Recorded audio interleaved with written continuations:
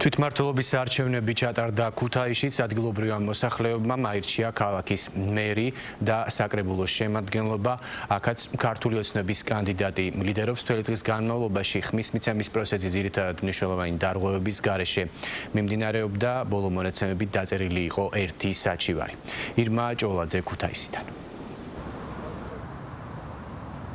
საარჩევნო უბნები ქუთაისში დაიხურა საღამოს 8 საათზე და მთელი დღის მანძილზე საოლქო საარჩევნო კომისიაში მხოლოდ ერთი საჩივარი შევიდა.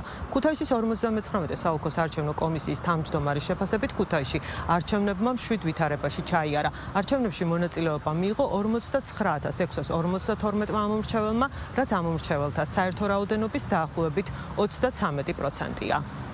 დასრულდა არჩევნები, ამ დროისთვის მოსულია 59652 ამომრჩეველი, რაც ჩვენი ამომრჩეველის 32.57%-ია, რაც შეეხება საჩივრებს, შემიძლია გითხრათ, რომ ერთი საჩივარია ესე ოლქში შემოსული, ეს იმის დამსახურებაა, რომ ტექნოლოგიებისა და ჩვენი კომისიის წევრების მაღალი პროფესიონალიზმის შედეგია ის, რომ ამ დრომდე არც ერთი საჩივარი არ დაწერილი და უბნებშიც შემიძლიათ ამამად გითხრათ, რომ არც ერთ სერიოზულ პროცედურულ დარღვევას ადგილი არ ჰქონია, ყველა პატარა გადაცნობა რაც იყო ადგილზე იქნა გამოსწორებული, შესაბამისად ვფიქრობ, რომ არჩევნები ჩატარდა მაღალ პროფესიულ დონეზე ევროპული სტანდარტის შესაბამისად.